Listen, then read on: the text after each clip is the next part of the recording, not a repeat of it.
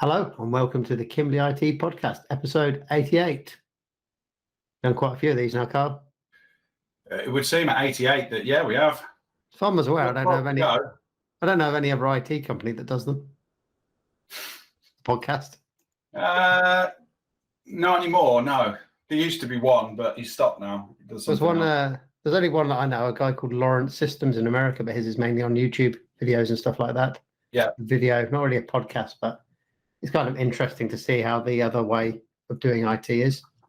Yeah, I've seen his videos. He does a lot of hands-on stuff, how-tos and whatnot, doesn't he? Yeah. I sometimes watch them when I'm exercising, just sticking on the tablet, because my cross trainer has a perfect holder. It's not designed for a tablet, but it just fits my Pixel C tablet in there perfectly. So Pixel C came out in 2015. Yeah. I bought it, but never had any use for it, really. There was just nothing. It was Android tablets aren't very big, aren't very in demand, so no applications aren't really designed for them and stuff like that, apart from Google's apps and things like that. But it turns out 6 years later, it's finally got a permanent role now, sitting on there with this YouTube app open all the time. If you did that with a Google Meet with somebody else, you could create your own Peloton. Yeah, could do. Cheap Peloton by just Google Meeting people together. Yeah. Save loads of money. I'll charge them. There you go. There's a new side hustle. Cheap Peloton with old tablets. Cheap Peloton by Kimberley IT. Yeah. So what have you been up to in the last 2 weeks? What have I been up to? You were on holiday, actually, weren't you? What? You've been on holiday. Well, I was on holiday. I went to Butlins. That's why we rushed out the a podcast a bit early, because we realised that we had it scheduled in right for the middle of your holiday. So we rushed it out the week before the previous edition. Yeah, the week in Skegness, Butlins, which was really good. The kids loved it, and it was good. It was decent. I had a good time. The weather was really fine, actually, for the north of England. You know, it was got on the beach and stuff, so I was pretty happy with that. And then I've got another holiday next week in Wales, but I don't think the weather's looking as good for that one. Yeah, I just spied that in the calendar. Yeah. Well, I booked that one earlier on in the year. You see, I booked that ages ago, and then I wasn't meant to go to Butlins in the 2 weeks ago. But then because of what's all going on with my family and stuff like that, I had to book a last-minute holiday, and that's why I booked Butlins. Yeah, so you rebooked it? Yes. Yeah, rebooked it and did that. And I've also been learning how to use Google Sheets a lot. Well, while you were doing that in a way, I was mainly doing password resets. Yeah, I did see a lot of that while I was away, yeah. Absolutely drove me mad. Just crazy, the amount of people that aren't managing and looking after their passwords correctly. So we sort of come down hard on those clients now, and getting them onto Bitwarden. You've got to be using Bitwarden. Taking longer as well to reset their password so they learn. You really want to save that password in a secure place, because when you need a password reset, it's going to take a lot longer. There's some users that needed multiple resets within 2 week period of them having one password reset. They'd already lost it because they'd just not been recording it properly. Yeah, it's kind of mad what's happened in recent years. I didn't used to have as many people forget their password sort of, 10, 15 years ago. But now it's just they can't seem to remember it. Maybe it's because the complexity's been required to be a little bit higher than it used to be, and that's the problem. They may have had less passwords as well in 10 or 15 years ago, because our guys are using web services, so they typically have to have different logins for different web services as well, so they've got more passwords to contain, but they should be keeping them in a password manager. Well, yes, but it still seems odd that, I don't know, I've had years of remembering passwords, but it's one or two main words that you have to remember, and then you could use the browser or a tool to do it. But it just seems so odd that people can't remember their main Google password. Yeah, exactly. And even if you don't, it's still just remembering one password to get into your password manager that will then autofill the password boxes for you. Yeah. On those pages and those sites. But one client, we've got them doing a password manager, hopefully this Thursday, getting it properly deployed and sent out to everybody, or Thursday next week, I think, actually. Yes. And we have got a few clients that are already using password managers. Some are using them correctly, but you found one last week that had something like 127 password breaches in their password manager, and they hadn't been bothered to go through the sites and change them, because they've essentially been reusing one password this guy had on multiple services, and that password had been breached. Yeah, oh yeah, that was bad, because it gave me access to sites where you could make purchases against line of credit. So you could steal money super easy. The password just wasn't even close to being strong. Yeah, I was telling you should go and do that just to scare them into getting their act together. Go do a $4,000 order on something. Maybe I should go on and just buy them a jumper. Just buy something small. Just buy them a jumper and send it to them with love. Yeah. With love. I didn't buy an expensive one, but next time you might not be so lucky. But it's crazy, because the password managers even warn you that your password has been breached and you need to change it. And that's another thing. People just ignore those warnings. Yeah, I really don't think they either care until it happens, or they just don't understand. They just don't understand that there's this whole world out there of criminals who and it's all being done all the time, and they don't get it. I think it's like this. So for a human brain, we can't imagine distances in space. You just can't comprehend it.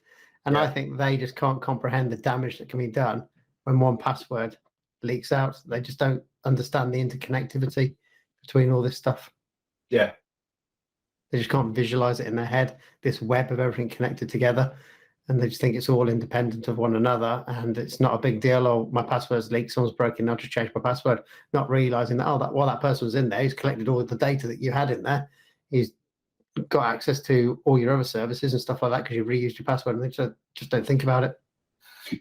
Yeah, or they see it like a human, like look at the password and go, there's no way, I've got a password, they're not going to be able to guess that. Because you think, well, I couldn't just guess words, but you're not a computer.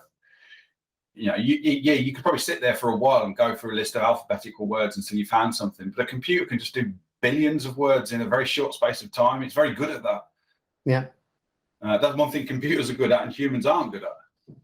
Well, it's interesting, actually, because one of our stories on that is about something that we discovered that was super simple for a human to do, but incredibly difficult for a computer to do in Google Sheets. Yeah.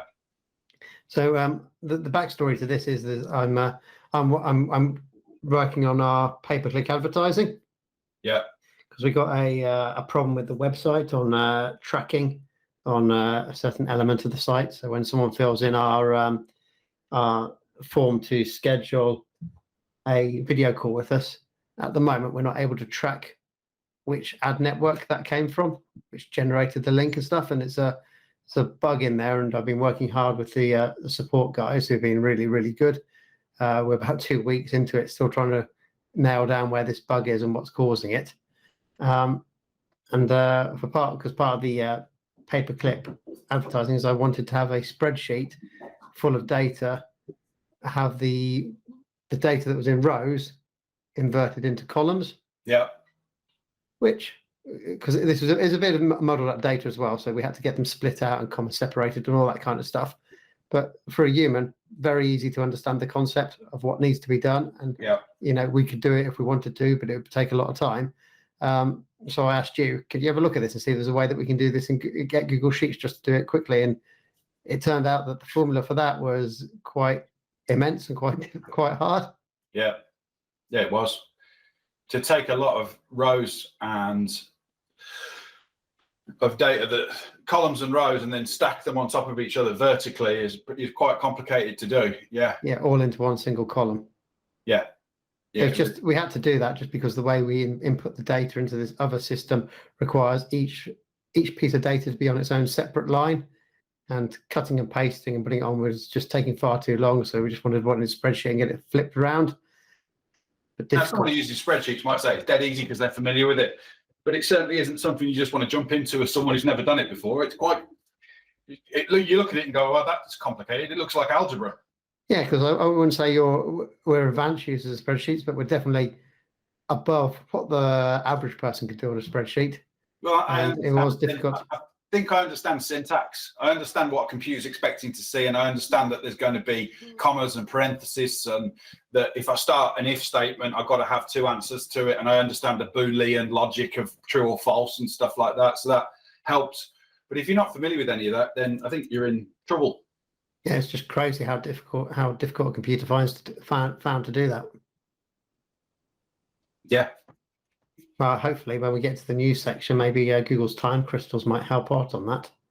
But we'll first recap the new content we stuck out. So I've updated a blog post on how to force a refresh in Drive for Desktop.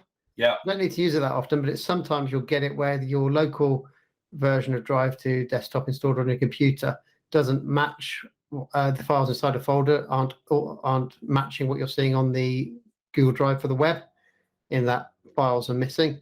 But there is actually a hidden menu there when you shift and right click on the folder on it's a Windows Explorer, and you can option pops up to force a refresh. And I just updated that blog because it was slightly out of date, and we needed it because a couple of clients were having some issues with Drive for Desktop not showing the correct files inside the folders, and they just needed to follow that procedure. The next one was just about essentially why we do this thing, why we record Google Meet, so that we don't have to take notes. Yeah. Because the amount of times we go on video calls and you can see people looking down and writing notes and stuff like that. It's just if you're looking down writing notes, there's no way you're concentrating on what's being said or what's being shown on the screen at the same time. Yeah. So why not just record it, and then you get a copy afterwards, and you can just go and jump around the video afterwards and get what you want back. And everyone agreed with us on that. That was the best way to go about recording a video call. Definitely. Just store notes. Setting up Google Meet on your computer. So we record this podcast on Google Meet, and I'm actually using it in the PWA version, which has just been released. So PWA is a progressive web app. It essentially allows you to install a website on your computer, so it looks like it's its own application rather than running inside Chrome or Edge, whatever browser you use. Yeah. It also adds it to the apps on your computer, so you can uninstall it from that area too. But I now have a Google Meet icon on my taskbar. Mm-hmm. And then if I click on that, it just opens in its own like Chromeless window, because it is running in Chrome, but a Chromeless window of just Google Meet and nothing else. And I really like PWA. So I've got PWAs for Google Maps, YouTube Music, Twitter, Google Keep, Google Finance, Google Cloud, Google Photos. So there's a pattern here, if you can notice, for the Google. Google seems to be pushing the PWAs the most. Yes. Twitter's quite good though. They're the only other company I know that really does work on PWAs too. They're going to become the more mainstream way of doing things, because it's just. I'm looking forward to like a Gmail PWA and stuff like that, because I can see a lot of our clients are having a Gmail icon installed on their taskbar and clicking on that to get to Gmail, open it and reopen it, rather than having it as a pinned tab or just a tab. Because most people don't even know pinned tabs exist in Chrome and Edge, where you can open a website and pin it, and it just stays there in the top left-hand corner of the browser. Yeah.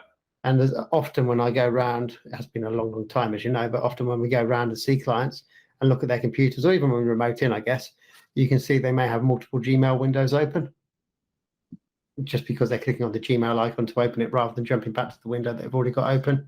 So I think having a Gmail PWA with the icon on the taskbar will get rid of that, because people will just access it that way by clicking the icon on the taskbar each time. Yeah, and only have one instance running. Did my founders log July update. That's on YouTube if you want to watch it. So yeah, we had this weird thing on Chrome with clients where we install Chrome 64 by default, because it's pretty much the one that Google offers you when you go to the website. Yeah. To download Chrome. And we had a load of users that all of a sudden had Chrome 32 installed. 32-bit even happened to me.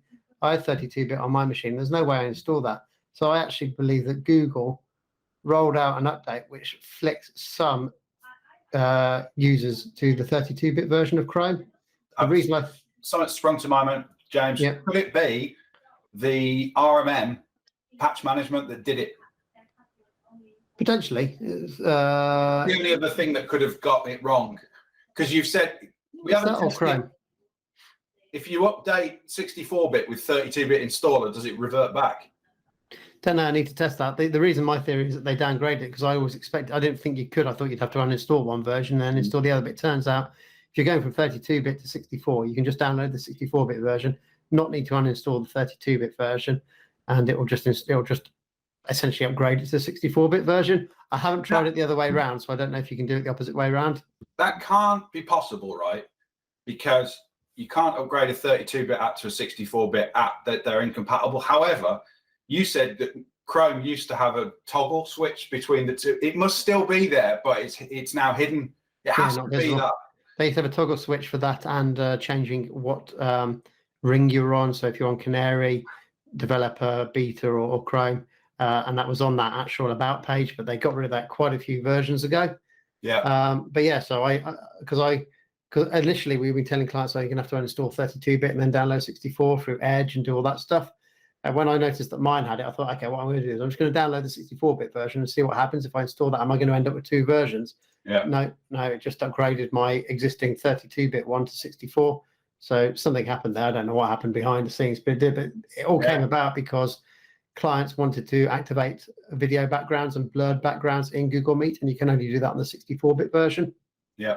And we had a load of clients who couldn't do it, and they were on the 32-bit, and it's like, how's this happening? How have we got all these clients on 32-bit? We've not done that. So as you said, it's either going to be something's happened. Yeah. Our patch management has done that and flipped them from 64 to 32, or Google released an update, and that also got downloaded onto their machines, because we don't block Google Chrome from self-updating either.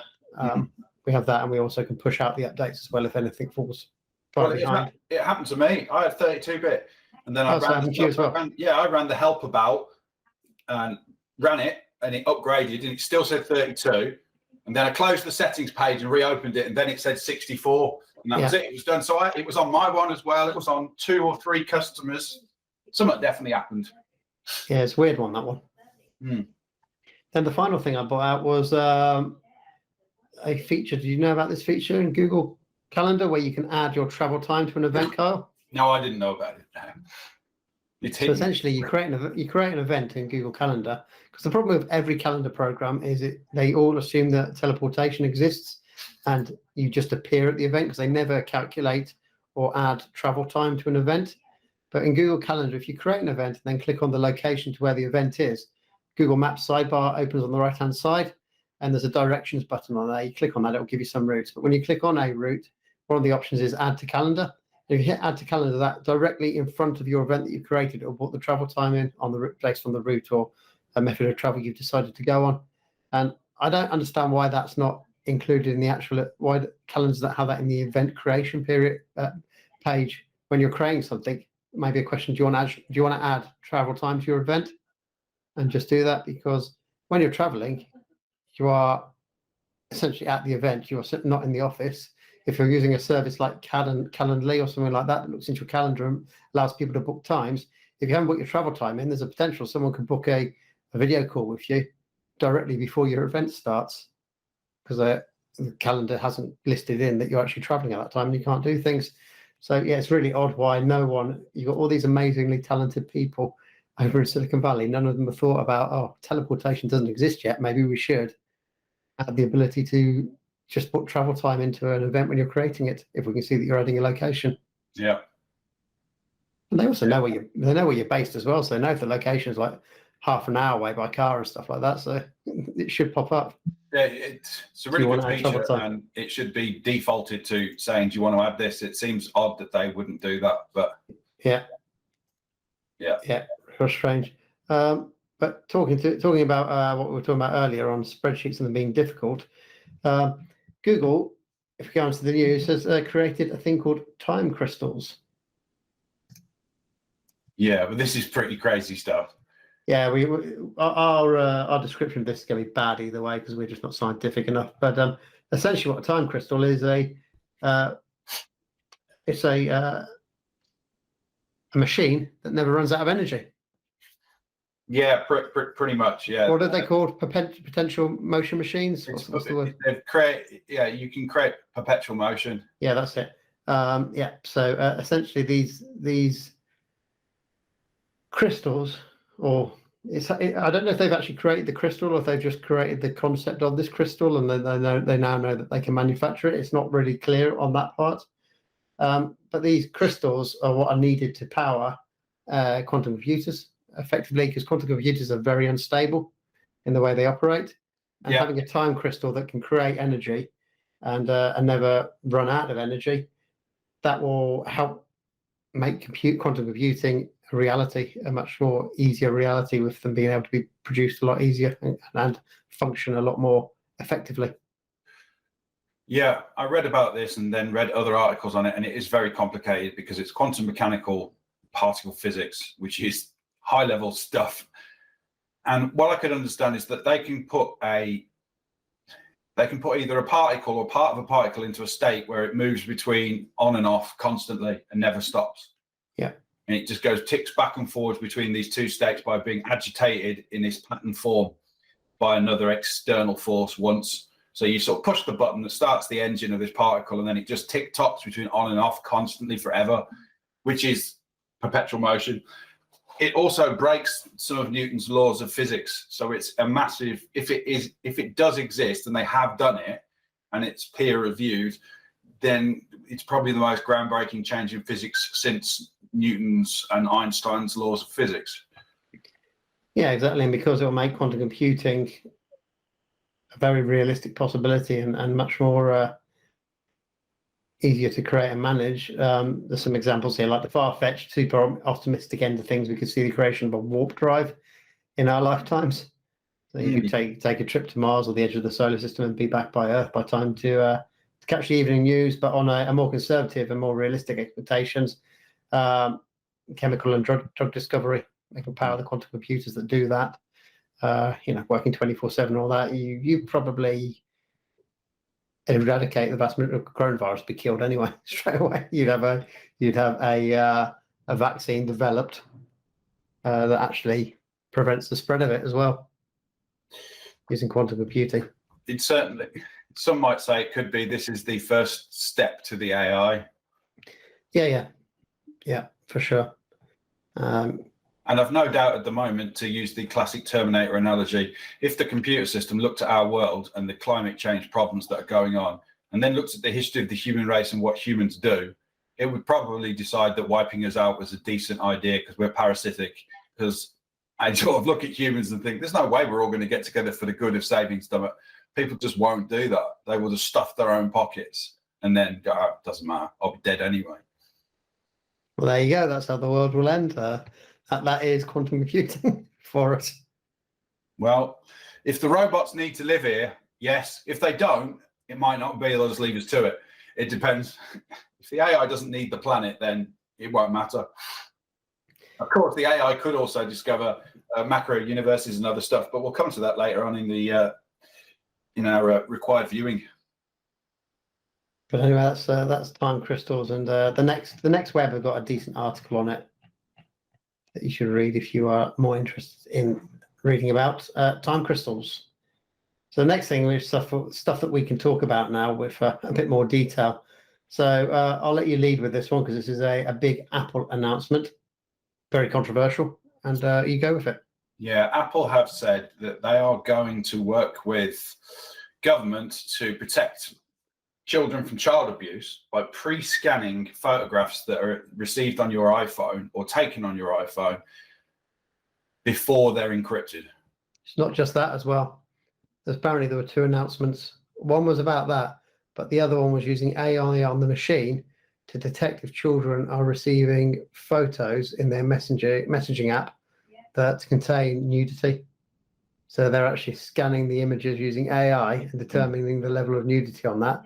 And if the photo should be blurred or reported to the parents as well. Okay, carry on. So there were two little bits to that story. I hadn't spotted that bit because I was focused on the part about it was only database of known pornographic images. It was only clarified a bit yesterday by Apple after how controversial this decision is. So Apple have said that there is a database of known child abuse images, and each photograph has a unique fingerprint or hash, as it's called. And this system will check the hash of the photo on your phone against this known database before the file's encrypted. And if it meets that match, which they say is 1 in a trillion, that it won't be wrong, so it will be accurate, then it will be checked over by a human being to see whether it is a child abuse image. And of course, the problem... Only when you hit a certain threshold, they haven't announced what the threshold is. Right. What, of images? Yep. Well, that's good, isn't it? So you can have a few, can you? Yeah, it sounds like you have more than you could either have one Right. or a few more. It depends Right. Okay. And what of their course, threshold is. the issue here is if Apple do create this, it breaks privacy rules because not everything you're doing on your phone is private now, because Apple are checking to see whether it meets their standard before and then report you for it. They're no longer the privacy company. No, they can't be, can they? If you take a photograph, well, if you receive a photograph from somebody, Apple are saying, well, if that's a known child abuse image, we're going to bust you for it, and that's the whole point. It's a so-called catch. There's nothing wrong. There is nothing wrong with that part. No, I don't think you can really disagree with that bit. No, I don't. I'm not disagreeing with that part. What the system can be used for? Yes. Later on, because let's say we were in Saudi Arabia, and don't challenge you. You're in Saudi Arabia and you're gay, and then you send me a photograph of a pornographic picture. We could then both be arrested by the authorities for being gay in a country where it's illegal to be gay. Right. It doesn't necessarily have to be a pornographic picture, because this is the problem. Apple have opened Pandora's box now, and that they've essentially said that we're not going to break our end-to-end encryption, but what we're going to do is pre-scan before it gets into our end encryption on their devices. And the problem is, it's a bad thing when Facebook calls you out. This is a privacy problem. But if you read the articles, all the countries you expect are very in favour of this. The UK, Saudi Arabia, India, China, all those places are very in favour of that, because Apple says it's only going to be used for CSAM, which is child sexual abuse material, and that's all they're going to do. But they're not going to do that because they have to operate in these countries. They have a market in there that they have money that they need to collect to make shareholders and everyone happy. Yeah. So Saudi Arabia comes along and goes to Apple, tell you what, I know that you can do this pre-scanning thing. For you to continue to operate in our country, we've got this database of pictures of people that we believe are gay. Yeah. We want you to scan the devices so you can find these photos, these headshots that we've got of people, so that we can identify their devices and know which devices they're using. You need to do that if you're scanning stuff now, and Apple's going to have to say no to them. And Apple's not going to do that because Apple, as I said, has got shareholders to answer for. It's a profit-making company. These countries can kick them out. For example, China kicked Google out when Google refused to. Now, Google had a much smaller market share at the time when they refused to filter their search engines, but I don't think China's scared of Apple. If China says, actually, you've got to do this, scan other stuff on these devices. Now you've shown us that you can do it and you've got the ability to do it. We then need to. You then need to do this, and if Apple says no, well, off you go. And they can do that because they got their own brands, Huawei and stuff like that, and people just buy that instead. If they can't get an iPhone, they'll buy that instead. It makes no difference to them. For them is a communication device, and it's not like iPhone is the treasured item that it once was. It's not the prestige item that it once was. People actually feel a bit like clones when they've all got iPhones. Everyone's the same. So actually, these are why other brands are taking off in those type of countries too. And Saudi Arabia, there was already a history there. Apple removed FaceTime from iOS in that country. Yeah, exactly. So they've done it. They've already bent to the will of that nation already. Yeah. So Apple's, it's likewise with Apple's iCloud in China isn't run by Apple officially. Right. It's in data centers in China which are run by a third-party company, which is okay because they allow the government to have access that way, and it's not directly linked to Apple. So Apple does bend all the time to governments to give them what they want. So this is like the worst thing technology they've ever announced. That I suspect they've done this because they've had so much pressure on governments anyway that we need you to, we're going to regulate. We're going to break encryption otherwise with laws and stuff like that. And Apple doesn't want to do that. So I'll tell you what we can do. We can pre-scan the stuff before it goes onto the cloud, and that's our way around getting around the end-to-end encryption. Now, everything I've read suggests that this is going to severely damage Apple's reputation, and already has. And there's not even coming back from it. This is like a new Coke type moment for Apple. They've really cocked up with this one. However, because they've got the technology now, they can't. It's like you've opened Pandora's box. There's no way you can say that doesn't exist. You've clearly got the ability to do it. Not many people seem to care in this country, though. When I asked a few people on LinkedIn and did a poll, no one cares. They don't care until it affects them. Yeah, well, that's it. This is the problem, isn't it? No one cares until it affects them. That's the same with password management, as we were speaking back earlier. Yes. They don't care until it affects them because it's technology. For some reason, technology doesn't matter. Yeah. I mean, we've just had somebody come in. They're a new starter at a company. I've sent them the password via email. It's a confidential email that expires after a week. And I've pointed it to them twice, and they've just said, "Oh, I've forgotten it." They can wait now. Yeah, they'll be waiting now for that. Yeah. Exactly that. But yeah, this is a big issue from Apple. No one cares, and it'll be you next. You know, you just if you're a political agitator, and you decide that you want to go up against the government, which people do in this country, and then they can find out who you are.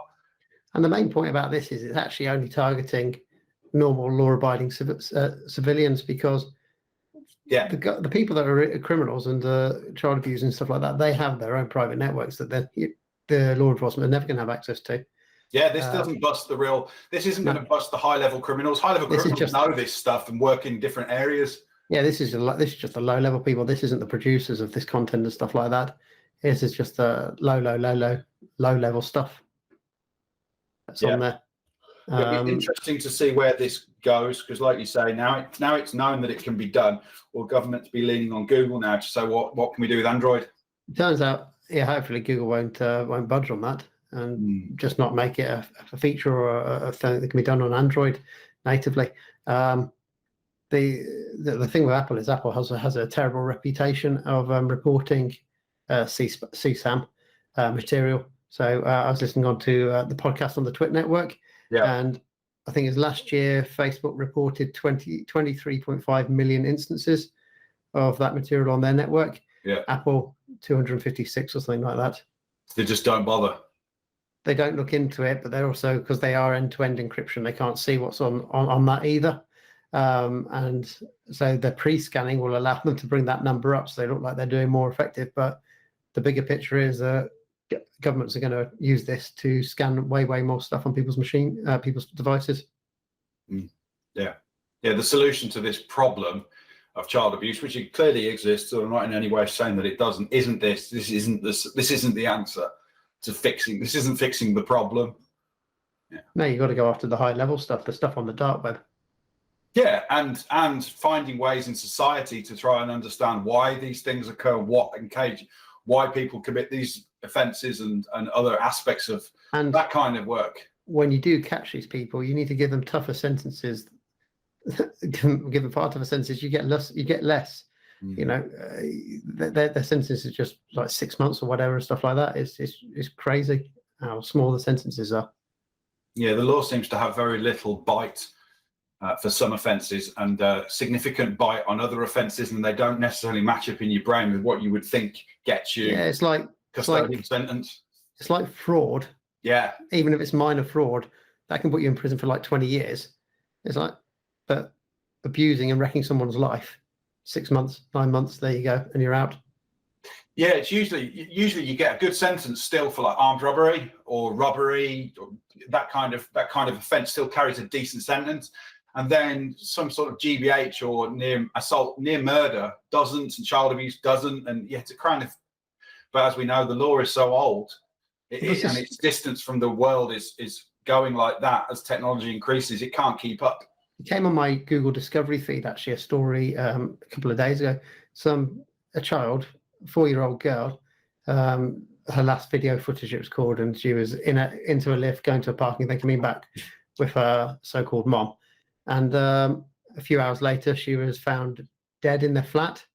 And there was only 2 people in the flat, her mom and her boyfriend. And they viciously attacked this 4-year-old girl and killed her. They only got manslaughter. That's like, it's ridiculous. Even if you don't know which one actually did the killing blow, there's only 2 of them in there. And their role is to look after the 4-year-old. Just sends them both to life. It's simple as that. It doesn't matter which one did it. They were both in there. There's no one else in there. It's life sentence, not manslaughter. Ridiculous. Yeah, well, there's the law for you. There's a whole massive debate right there. But going back, just one final thing on the Apple thing. There's a website called appleprivacyletter.com, and this is a open letter by security and privacy experts around the world, just like the EFF, the Electronic Frontier Foundation, all that. Just explaining why this is a problem Apple's brought out and why it opens the door to so many abuses from governments that want to crack down on their enemies. But I think Apple's really screwed up on this one. Yes, I agree. They must have had pressure put on them because I don't believe Apple's run by a bunch of thickos. So I think they must have had external pressure put on them that you need to do this, otherwise we're going to break your end-to-end encryption, using the law to break it. And again, this is all down to the fact that we got politicians that don't understand technology at all, haven't got a clue about technology. No, they don't. Should we move on to the next story? Yeah, slightly more uplifting, this one. Slightly. So this is about Nissan. So Nissan aims to maintain its lead over Tesla and VW in reusing batteries. So the thing with Nissan is Nissan was one of the early manufacturers into EVs. Yeah. Because they brought out the Nissan Leaf a long time ago, and they sold more than half a million Leafs of the vehicle since it launched in 2010. So they're one of the few automakers that have had electric vehicles on the road long enough for the batteries to reach their end of life in a car. Tesla's not quite there yet to have end of life on in vast quantities. Yes. Compared to Nissan. So Nissan wants to essentially lead the world in reusing these old batteries and what they can be done. So a lot of them can actually be used for storing renewable energy at homes and buildings. So they only have like 70% capacity, not full capacity and stuff like that anymore. But these, because one of the arguments we've seen by people who aren't keen on EVs, well, what do you do with the batteries when they reach end of life and stuff like that? And well, we always thought, oh well, you probably mine them for the precious materials in there and then create new batteries with them. But with Nissan, they just want to use them in buildings and repurposing them for other lives, such as emergency power during a natural disaster and things like that, with these old batteries. Yeah. And so they really want to become the global leader for battery recycling. Yeah, I read that, and it's a good point, because I don't think anybody else is kind of discussing what they're doing. They're just rushing into all this, and they haven't actually got any answers what they can do with all these batteries. Yeah, exactly. And it also comes down to how cars will be built in the future as well, because so, for example, NIO, which is a Chinese car company, they're essentially like the Chinese equivalent of Tesla. So they're building some very luxurious cars, but they have their battery swap out. They're not built into the chassis like they are with Teslas. Right. So the thing with Tesla is, well, you can do a battery swap on a Tesla, but it's a big job because you have to take the car apart essentially and rebuild it. It's not designed to be swapped out. And I forgot my point there anyway. Well, so this company's making technology that enables the car chassis to last longer. Yeah, exactly. Yeah. So if your battery goes, you can just get the battery removed and replaced at far less expense, because the car's designed to have the battery slide in and slide out.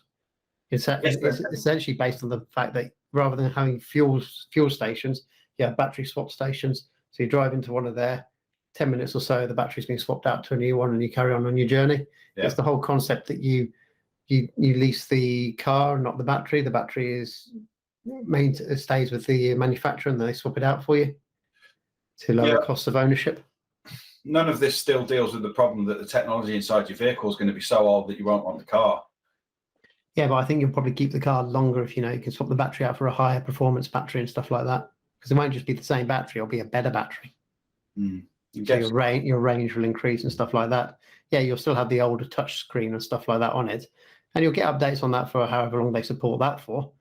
And then I guess once the software, they learn 5-10 years, they no longer do software security updates for it, then you probably got to replace the whole car. I suppose, James, it means that the second-hand market now exists for an EV, which it doesn't really at the moment until you can do this. Yeah, EVs are still going to have massive depreciation rates just because the technology inside the cars is moving on so quickly. But I do think if you've got a car that you can swap the batteries out and that will actually make your car go longer, then there's definitely a second-hand market there. Well, the news today BBC News reports today that the second-hand market in cars is booming because there's a chip shortage. You can't buy a new car at the moment, which we know about. Yeah. And so, the second-hand car market is definitely something that will want to exist. So if this solution's in place, then that really gives a future for EVs for everybody, because you can now, it's all right, you don't have to have a brand new EV. You can have someone's second-hand Leaf now and run it for another 5 years. And you might get aftermarket batteries as well. So, for example, with a Tesla, Tesla, you're going to have a Tesla because it's got to go to a Tesla service station to have the battery swapped out. So you're going to have to stick with a Tesla battery. But with a car like that, anyone can swap a battery out. Then you've got you got open market there for other people to provide batteries. Yeah, and you're certainly likely with a group as big as Volkswagen, with all the brands that they have, even if they were proprietary, there's still a lot of vehicles under that banner that can be swapped out with the same battery system. Yeah, well, that's one of the things with cars. They're pretty much electric cars. They're pretty much all based on one platform. Yeah, the one skateboard, as they call it, isn't it? One bottom, and then it's just a matter of where you put the wheels a bit, and that's it. But and the bodywork, and that's it. The same. Yeah. Which is completely different to a what I call a mechanical car. Yep. Talking of electric cars, your next story continues on with this, but brings it a bit closer to home. Yeah, so this is a BBC Click. It's actually a video on YouTube, and it's about hacking electrical car chargers. Because me and you were in the market. We both got EVs under order. Or nearly, for you, shortly for you. But I'm looking at home chargers because I need to get one installed before October when the car gets delivered. Yeah. And this story came up, and it's about the same problem with any IoT device, is that the manufacturers are building home chargers with really not doing security updates on there, or very weak hardware. So, for example, there's one make of home charger. I can't remember the name of it now. I think it's War Power or something like that. War Power. And they basically have an old. They have a what's it called? What's that computer? Raspberry Pi. Yeah, they basically have a Raspberry Pi in there, and there's a security issue with it, but it's a hardware security, so they can't actually fix it. And their fix is what you need to do is super glue the unit. Yeah. So because if you can plug into the board, you can plug into the board, and so if someone just takes the cover off and plugs into the board, they can then hack the device. But the thing is, people might think, they're just hacking a power supply device, so they can use it. But actually, no, all these devices, because they're IoT, they're only Wi-Fi, your home Wi-Fi. So someone could, if they wanted to, attack it. It's very rare it's going to happen, but the ability is there for someone to hack in with these devices and get onto your Wi-Fi and then extract data from your network if it's not secured and stuff like that. But it's a typical IoT thing where they've made these things, but they're just not secure. They're not keeping them up to date. Yeah, I agree. I think the real risk of that actually happening to you is pretty slight. And most criminals are going to be having away with your EV charging cables, if anything, as we know, because they've actually got value in them at the scrappers. Yeah, very easy to get rid of. Yeah. But this is an example of just another case of where when you buy a device for home, the free router, whatever you buy, it's just the cheapest crap is what's inside them. And I'm not saying the Raspberry Pi is a crap device. It's not a crap device. However, it is a vulnerable device if it's not been set up properly and configured correctly, and which is the case here. And just anything. I mean, today there's another article I saw on Threat Post, James, that all these routers in America that you get for free, they're all Verizon and AT&T, all got a great big vulnerability hole in them. And they'll all be cheap crap as well. That's the same that you get with any broadband provider in the UK as well. Yeah, and it's just indicative of a kind of society we live in now where nobody wants to pay a price for something of quality. I don't think that makes any difference, to be honest. I think it's more to do with the fact that the manufacturers want to just do it as cheaply as possible, and they realise that something like a home charger, people aren't very aware of them or even know that they don't think of them as a computer or anything like that. They just think of it as essentially a plug in the wall socket, and that they have no idea that it's going to be that it has these vulnerabilities in it. So they just manufacture them cheaply, still charge the same amount, because the thing is you get that government grant anyway. So if you look at all home chargers, they're all in the £500 range, no matter what they are. They're all because £350 of that is paid for by the government. And then the remaining is essentially the labour costs to install it and stuff like that, and they just make them as cheap as possible, so they maximise their profits. And people haven't got the idea that there's a vulnerability there. If you give someone a computer, so if you hand someone a laptop, even if it's a cheap laptop, they will have some idea that someone can break into that. So I do need to look after it a bit more. But a home charger, no one cares less. It's like with any other IoT device, they don't see it as a computer because it hasn't got a keyboard. What I meant was more about how people value things in terms of monetary value and what something's worth. everybody goes online and shops for the best deal generally. You know, they're looking for the cheapest price. You go to any electrical goods store, white goods online, it's all about what's in the sale and what's the cheapest price point. And that drives down manufacturers to manufacture things as cheaply as possible to get the best profit margin in between the gap for them. However, years ago, and I'm talking a long time ago, in the early 80s, you all remember that if you bought a Mercedes or a BMW car in the early 1980s, you were paying a premium price for a piece of car that was expected to last you 30 years, as opposed to something that's a little bit more disposable. But people knew that and they would pay that premium price, but no one will do that now for anything. And I think that concept's lost, except, of course, ironically, James, for clothes with a label on them that makes them no different from something that doesn't have a label, but the designer label, they'll pay 3 times the price. Humans are bloody weird. Yeah, they'll pay 3 times the price for a designer pair of jeans that's the same as a pair of non-designer jeans, basically. Yet with an electronic good, if you say pay, it's £900 for your EV charger that cannot be hacked and is secure and updated by us, or there's a cheap one for 400 quid, they'll have the 400 quid one and go, oh, I'll take the risk. It doesn't matter. I'm not bothered. No one's proud to say, look at my 900 quid EV charging wall unit. I'm safe and secure. Well, I'm going for mine's about £500, the one that I'm looking at. Is it the Zap Go you told me about? Yeah, that's the one. I keep forgetting its name. I haven't actually arranged it and I haven't spoken to them at all, so I don't know if... Didn't you say there's quite a big hassle, like with where it can go and what height it has to be and all that stuff? There is regulations on Zaptec. Zaptec, okay. Zaptec Go. There are actually regulations on where it's meant to go, the height and stuff like that, so disabled users can use it. But yeah, there's no one. I haven't got anyone in a wheelchair in my house. So, I'm not laughing at people that have got a disability. That's not what I'm laughing at. I just know where you're going to come from. You're going to go, look, everybody in our home is able-bodied. Can't I just have it where I want it? Well, I'm expecting to have it where I want it because I don't want it at that height. One, because there's a window, so it's not going to fit there anyway. Are you going to go outside your house then? Just below. I've got a few points actually where I want it to go. Interesting though, looking into it, AA and stuff like that, roadside recovery or your insurance, for EVs, you have the option, which you probably should get, is for trip protection. So if someone falls over on your property because they've tripped over by the cable, I was thinking that. I've got a few locations for it to go. Is it going to trail across your path? It will trail. Yeah, of course it will. It's going to trail across the drive to the car. Yeah. No, it will do at anyone's houses. Well, not my house, you see, because my drive is down the side of my house, so I should be able to have the EV charger on the side of my house and park the car right next to it, and literally like have that much between the unit and the dunk, you know. Yeah, you still got the risk if someone walks down there between that gap. Yeah, but I've already got a gate as well, so I could close. Then they'd have to be coming over my gate. So yeah. I suspect it's not a lot of money anyway for the trip insurance. I thought so, no. But yeah, I'm looking at this Zap Go because it's a nice small charger. A lot of them are quite big, and this one seems to be quite small. I'll do that later today. I need to measure it actually, and just measure on the wall to see where I want it to go. So I can either put it on this narrow bit of wall next to the garage, or I can put it somewhere else in the house. To put it there, it's an IoT device as well. It has an app that tells you the status of charging and all that kind of stuff too, along with the car one. And it's something like 100. It's your first year you get the 12-month subscription free, and then you pay about £100 for the next year, which is still going to be cheaper than filling up with petrol anyway.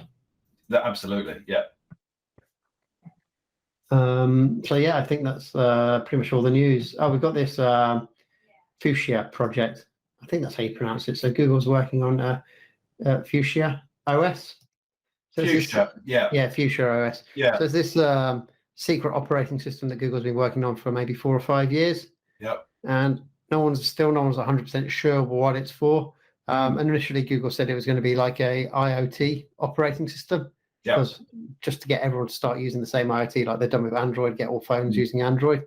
So there's actually some standardization and security throughout the devices.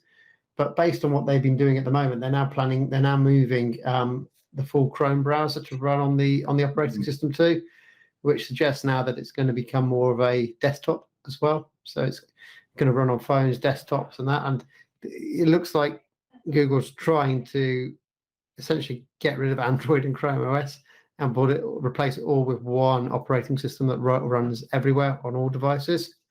Because Android has issues with it in that it's based on Oracle's Java engine and stuff like that in there, which I think they've replaced the Java engine from Oracle, but for many years it had Oracle stuff in there, and there's big court cases going on, and that's when this new operating system started to come to be known as. But again, the only device that's using it is the first generation now of the Google display, the Google Nest display that they've rolled it out to. But yeah, it's still a mysterious operating system that no one's 100% sure what Google's plans are with this operating system, what they're doing. Because it's kind of, you think about it, it's kind of hard to flick everyone from Chrome OS now over to this operating system because Chrome OS is such a big operating system.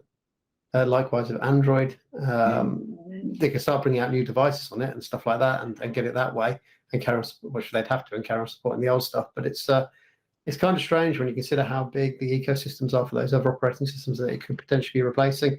And does Google really want a third operating system to be supporting? Because they clearly don't really want the Chrome OS and Android was, I guess, sort of a mistake for them in that the way they had to bring Android apps to Chrome OS. Yeah. And do virtualization and all that kind of stuff to get Android apps to run on Chrome OS. It would have been far easier if they'd all just had an Android desktop OS version as well, rather than just Chrome OS. But I think Chrome OS took off far quicker and more than they ever expected. Mm. Yeah, I can't really work out what Fuchsia's for either. Yeah, no one really seems to know. But could it be working in tandem with the Titan chip and things like that? Oh, for sure. It's going to be their own operating system. But it's just no one knows, even though it's been developed in the open.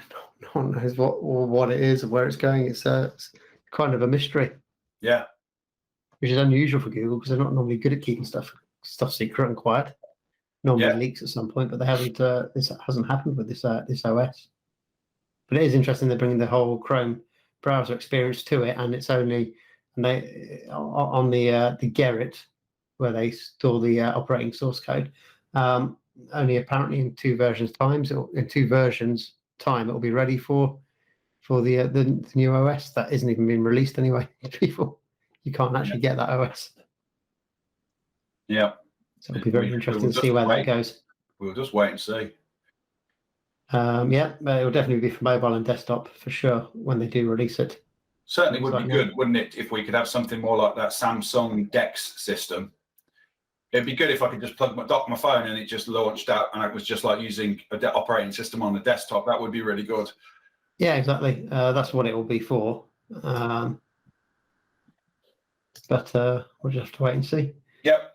So yeah, if we go on to our recommendations now, I watched the Cocaine Cowboys, the Kings of Miami on Netflix. I've watched the first 2 episodes last night, James. Yeah, it's good. It's a story about these guys who worked with one of the Colombian cartels, and they were the main importers of cocaine to America throughout the 70s and 80s.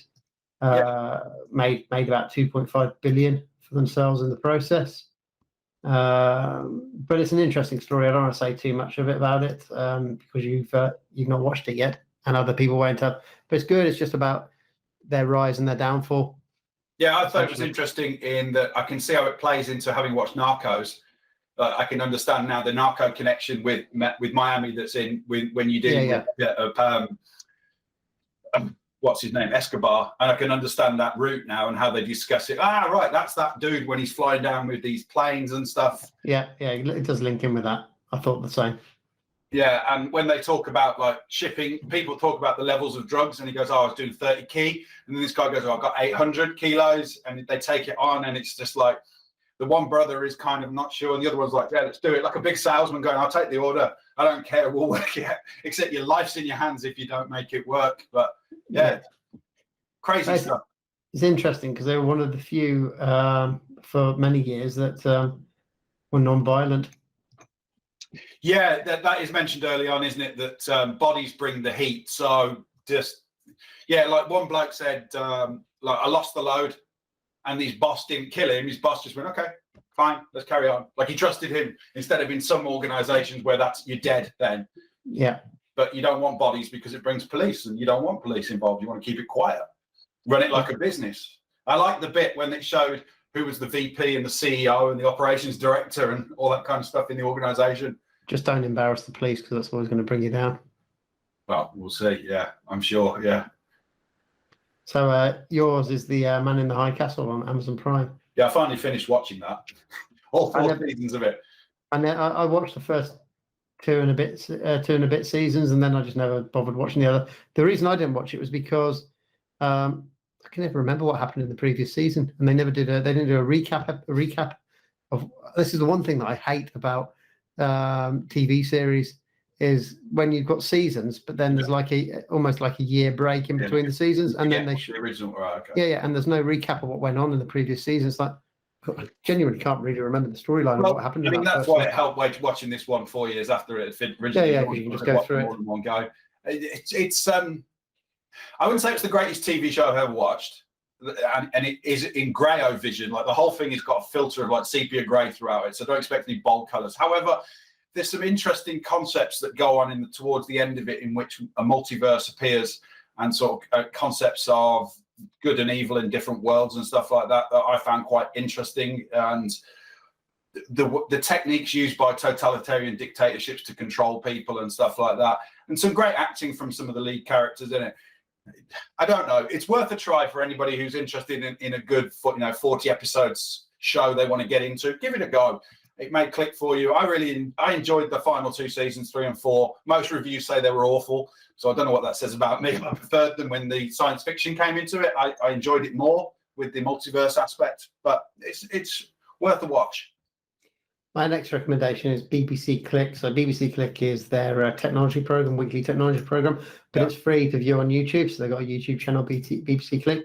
And the most latest episode was how AI is helping the NHS to essentially scan for cancers and diseases and things like that in a much more effective and quicker way than a human can. And then also like essentially being the second opinion to what a specialist says. A specialist will say, okay, this person needs to be recalled because we need to look in it more, and then they can send it up to the AI, and the AI will confirm, yes, we should recall this person, or actually no, this isn't a tumor, this is just an abscess, nothing to worry about, you don't need to bring them back in, and things like that, because it turns out that a lot of people that get recalled to hospital on a false positive, then because of the scariness of being recalled, they then never bother having scans again in the future. Oh, okay, yeah. So AI will help reduce that as well. So it's an interesting episode that is on BBC Click, the most latest one.